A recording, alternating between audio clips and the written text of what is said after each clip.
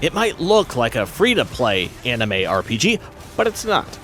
No microtransactions to progress, no gotcha, everything is earned in-game.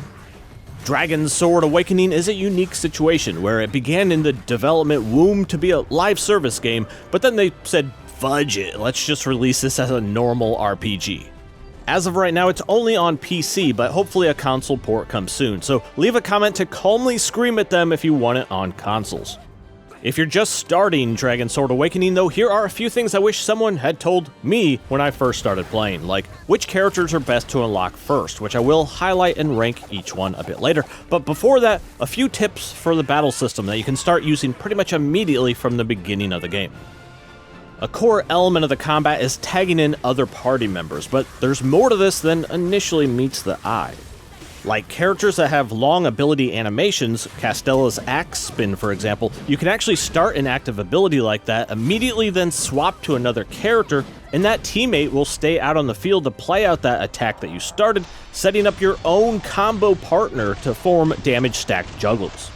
So instead of just sitting there watching a cool ability animation play out, swap and use that to synergize yourself with yourself. A somewhat similar concept, when you're fighting physically larger enemies or some bosses, you'll get a prompt to grab onto them, which latches that character to them, then they'll attack that one focused spot. Instead of just sitting there tapping attack while they're grabbed on, you can actually switch characters and that other will stay up there latched onto the enemy, continually slapping them over and over, freeing you up to use your entire moveset on the ground. This is a great way to work together, again, with yourself, to use two active characters out on the field at the same time. One more thing here, check and see if your hero has any attacks that inflict the airborne status effect, which is this blue wing icon, like Johnny's Phantom Slash. If the gauge under the enemy's health bar is depleted, this means they're open to be air juggled. Any of the airborne status effect attacks will launch them up after this, and air juggles are a huge thing in DragonSword, since the enemy is essentially helpless to do anything else. So, the longer you can chain your juggle, the less the enemy is allowed to play the game. Yeah. Now this next big bit is a breakdown of all the characters you can unlock with Fate's Invitations. So, you get one of these to spend at the very start of the game, and more Fate's Invitations are unlocked freely as you progress through the main story.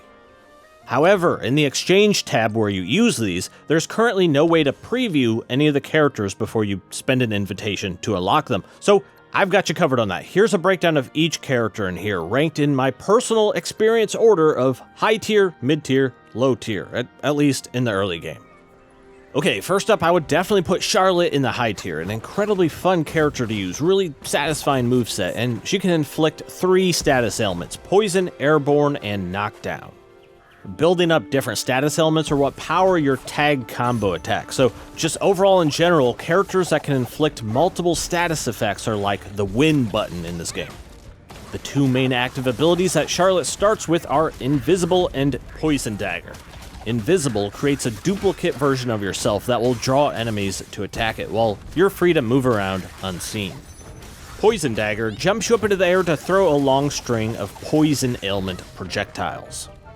Overall, Charlotte is a powerful asset to the team. I suggest unlocking her as one of your first.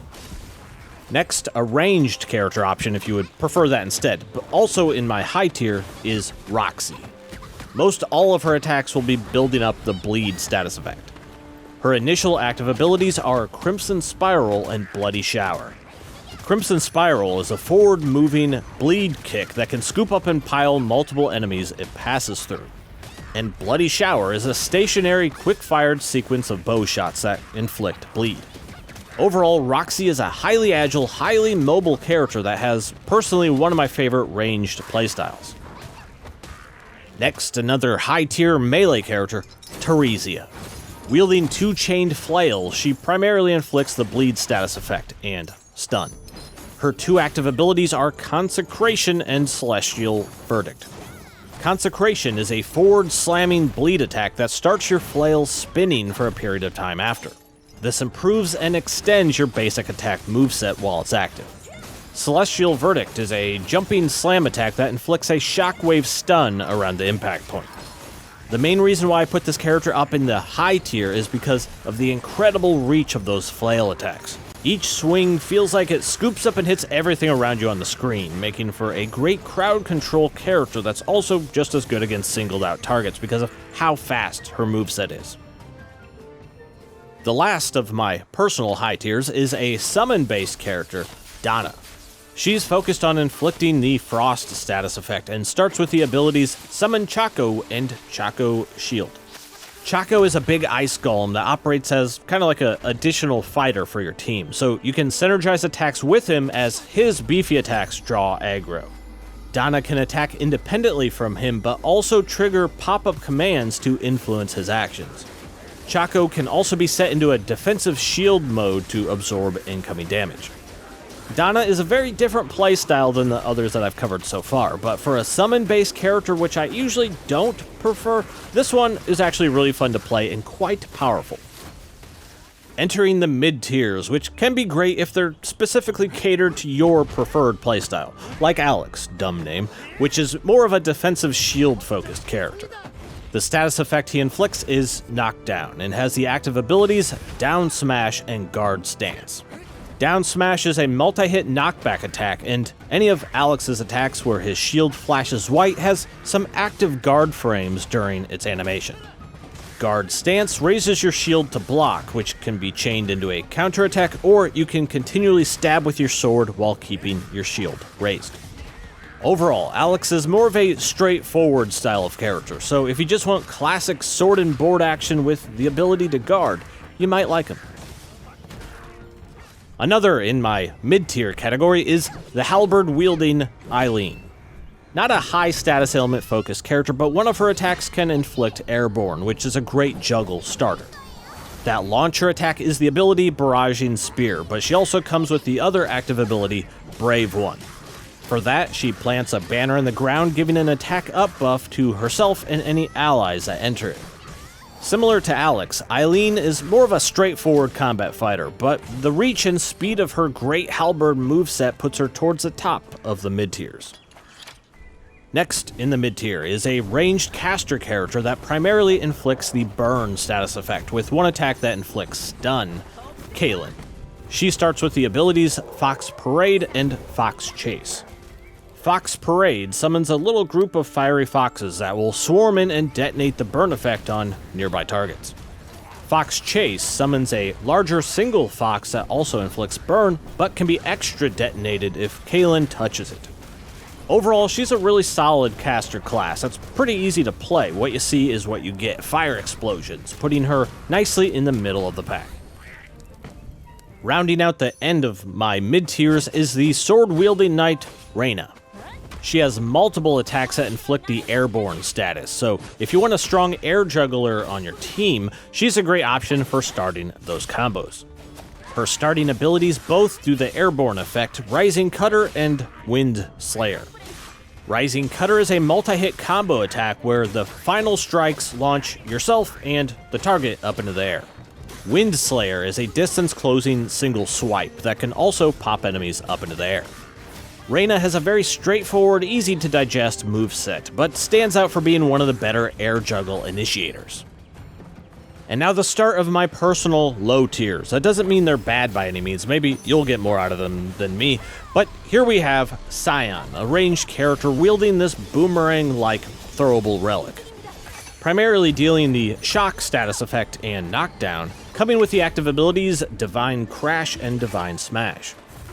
Divine Crash inflicts shock, launching your relic forward to spin around and multi-hit anything that touches it. Divine Smash lodges the relic into the ground, inflicting knockdown, while giving off an area of effect buff that can be toggled between a red damage buff or a blue defense buff.